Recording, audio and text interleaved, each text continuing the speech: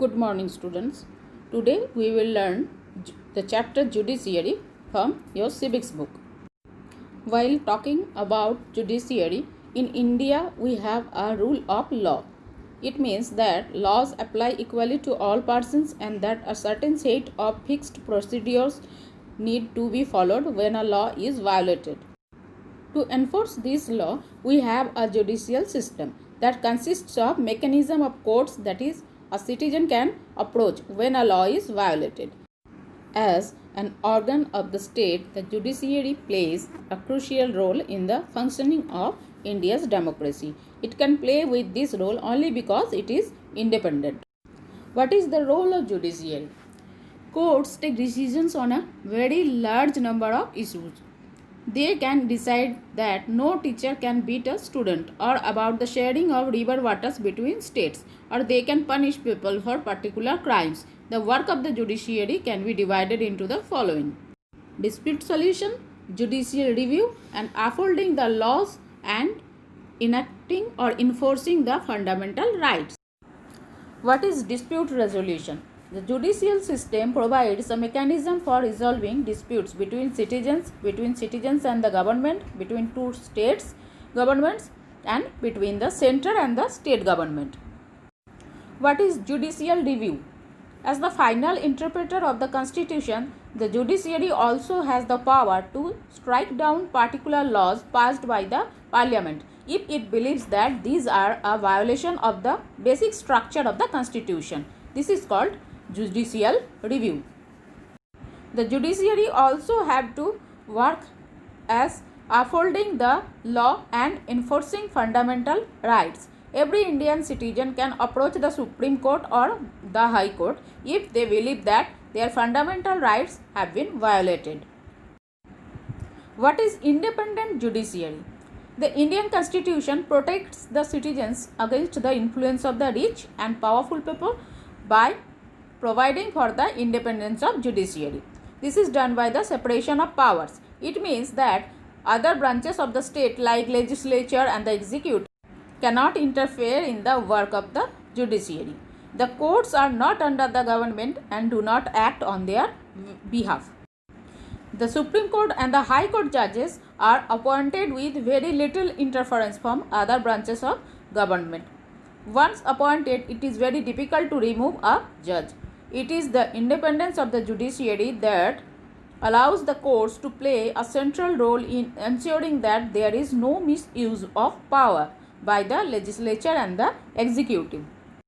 It also plays a crucial role in protecting the fundamental rights of the citizens because anyone can approach the courts if they believe that their rights have been violated. What is the structure of the courts in India? There are different levels of courts in India. There are several courts at the lower level while there is only one at the apex level. The courts that most people interact with are what are called subordinate or district courts. These are usually at the district or tahsil level or in towns that they hear many kinds of cases. Each state is divided into districts and that are presided over by a district judge. Each state has a high court which is the highest court of that state. It is almost situated in the capital city of that state. At the top is the Supreme Court, that is apex court of India, that is located in our capital, that is New Delhi, and it is presided over by the Chief Justice of India. The decisions of Supreme Court are binding on all other courts in India. So, in India, we can see that we are having a integrated judicial system, meaning the decisions are made by the higher courts, those are binded on the lower courts too. Another way is through the appellate system that exists in India. This means that a person can appeal to a higher court if they believe that the judgment passed by the lower court is not just. Like we are having different types of courts at different level of jurisdiction, we are also having different branches for the legal system. There are two different branches of legal system in India. One is criminal law, one is for civil law. Then what is criminal law? Criminal law deals with conducts or acts that the law defines as offences. More example, theft, harassing a woman to bring more dowry, murder, those all are criminal laws. It usually begins with the lodging of an FIR, that is first information report, with the police who investigate the crime, after which a case is filed in the court. If found guilty, the accused can be sent to jail and also can be fined. The civil laws deal with any harm or injury to the right of individuals. For example, disputes relating to the sale of land, purchase of goods, rent matters, divorce cases, all comes under civil laws. A petition has to be filed before the relevant court by the affected party only. In a rent matter, either the landlord to tenant can file a case. The court gives specific relief asked for. For instance, in a case between a landlord and a tenant, a court can order the flat to be vacated and pending rent to be paid. Now the question is, does everyone in India have access to the court? In principle, all citizens of India can access the courts in this country. This implies that every citizen has a right to justice through the courts. The courts play a very significant role in protecting our fundamental rights. If any citizen believes that their rights are being violated, then they can approach the court for justice to be done. While the courts are available for all, in reality access to courts have always been difficult for a vast majority of the poor people in India. Legal procedures involve a lot of money and paperwork, as well as take a lot of time.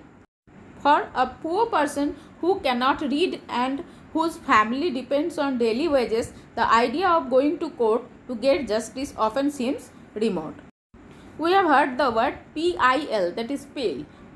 The full form for PIL is Public Interest Litigation. What is it? In response to the situation in India, the Supreme Court in the early 1980s devised a mechanism that is called Public Interest Litigation, of PIL, to increase access to justice.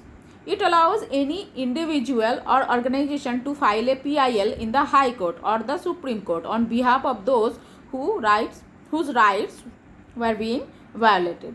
The legal process was greatly simplified, and even a letter or telegram addressed to the Supreme Court or the High Court could be treated as a PIL. In the early years, PIL was used to secure justice on a large number of issues, such as rescuing bonded laborers from inhuman working conditions and securing the release of prisoners in Bihar who had been kept in jail even after their punishment term was complete. The midday meal that children now receive in government and government-aided schools, it is only because of PIL. What is the present status of justice in India? For the common person, access to courts is access to justice. The courts exercise a crucial role in interpreting the fundamental rights of citizens. There are also court judgments that people believe work against the best interests of the common person. For example, the activists who work on issues concerning the right to shelter and housing for the poor believe that the recent court judgments on evictions are a far cry from the earlier judgments. The recent judgments tend to view the slum dwellers as an encroacher in the city. Earlier judgments like 1985 Olga Teles versus Mumbai Municipal Corporation had tried to protect the livelihoods of slum dwellers.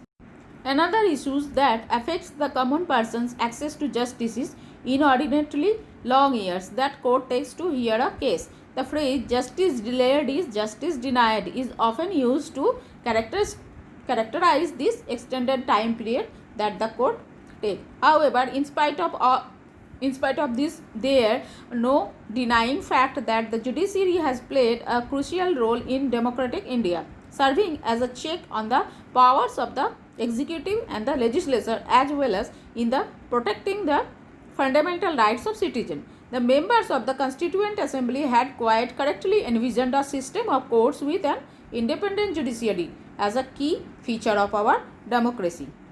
The fact is that in a speech made on 26 November 2007, the former Chief Justice of India, K.G. Balakrishnan, noted that the Indian judiciary consists of one Supreme Court with 26 judges, 21 High Court with a sanctioned strength of 725 judges, working strength of 597 as on 1st March 2007, and 14,477 subordinate courts or judges working strength, whereas 11,767 as on December 2006.